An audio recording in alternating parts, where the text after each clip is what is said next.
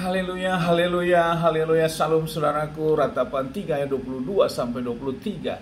Sebab kebaikan Bapa Yahweh itu tidak pernah berhenti dan rahmatnya tidak pernah berkesudahan, selalu baru setiap pagi. Kita kembali mengucap syukur saudaraku, kita bisa kembali bangun pada pagi hari ini sesungguhnya semuanya oleh karena kebaikan dan rahmat Bapa Yahweh di dalam kehidupan kita. Renungan KPI Mayim Kayim pada hari Kamis tanggal 18 Februari 2021 atau pada tanggal 6 Adar 5781 yang merupakan kelanjutan pembacaan dan renungan Torah kita. Diambil dari kitab Keluaran atau Semot 28 ayat 33 yang berkata demikian saudaraku, dan haruslah engkau memasang tabir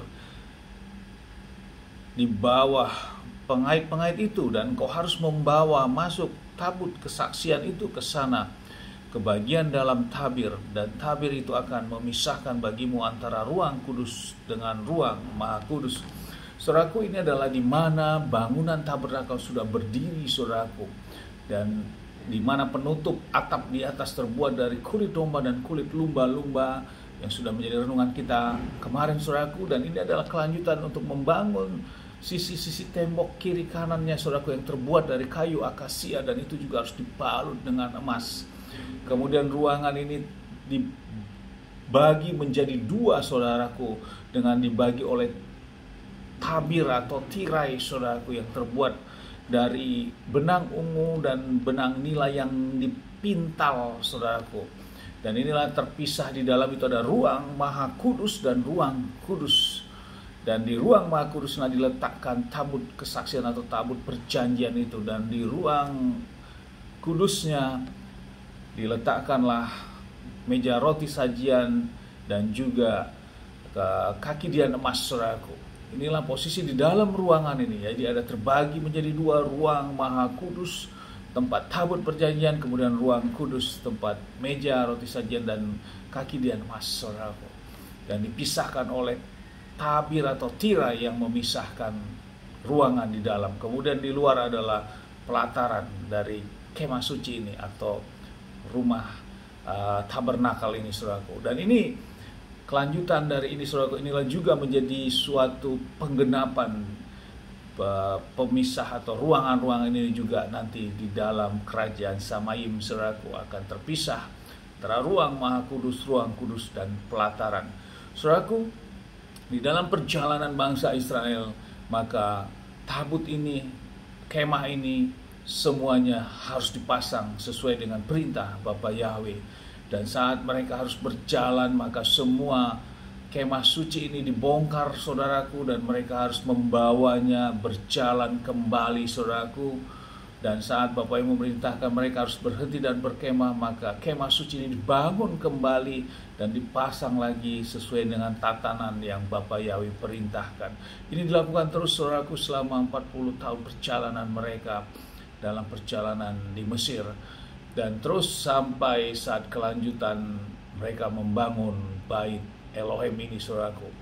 Letak-letak ini tetap dilakukan, dan setiap 1 tahun sekali pada hari raya Yom Kippur, hari raya pendamaian, maka imam besar akan masuk ke ruang maha kudus ini saudaraku untuk memercikan darah ke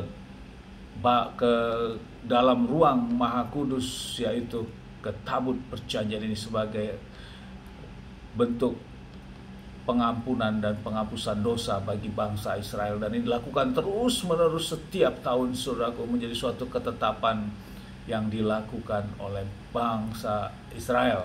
Saudaraku, hal ini berjalan bertahun-tahun sampai digenapi di dalam Adonai Yeshua. Saat Adonai Yeshua masih datang, dialah sebagai domba, anak domba Paskah itu, anak domba penghapusan dosa itu, dan digenapi saat Adonai Yeshua HaMashiach harus disalib saudaraku. Dan saat disalib ini, saat Adonai Yeshua mengembuskan napas terakhirnya, dan tabir yang memisahkan di bait Elohim ini terbelah menjadi dua dari atas sampai ke bawah saudaraku.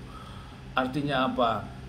Penggenapan di dalam Adonai Yeshua HaMashiach, era tentang tabir ini sudah selesai. Tidak ada lagi pemisah antara ruang kudus, maha kudus dan ruang kudus, saudaraku.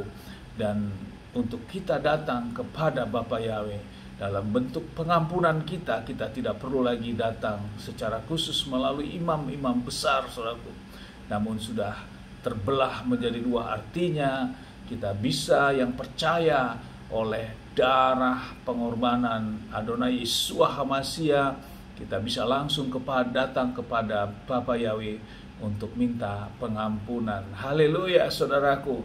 Dan kita sudah hidup di zaman sekarang, zaman kasih karunia ini, sehingga kita tidak mengalami apa yang dilakukan oleh Bani Israel, bangsa Israel, dalam melakukan perintah ketetapan ibadah tentang pengampunan atau hari raya Yom Kippur yang melakukan seperti ini, saudaraku. Tapi hari-hari raya itu tetap masih kita lakukan sampai saat ini. Amin, haleluya. Sukses besar buat kita, maju terus kita dalam iman, tetap berjuang untuk jangan buka celah. Dari tempat ini saya berdoa, saudaraku, Bapak yang memberkati dan melindungi kita semua dimanapun kita berada. Bapak yang menyinari wajahnya kepada kita, memberikan kita kasih karunia. Bapak yang menghadapkan wajahnya kepada kita, memberikan kita damai sejahtera. Apapun yang kita kerjakan, apapun yang kita lakukan sepanjang hari ini, saya berdoa di dalam nama Bapa Yahweh, di dalam nama Adonai Yeshua HaMashiach, dan atas otoritasnya semuanya pasti akan menjadi berhasil. Dan kita orang-orang yang percaya, saudaraku, kita tidak dipermalukan dan hidup kita semakin diberkati. Amin, haleluya. Shalom, saudaraku.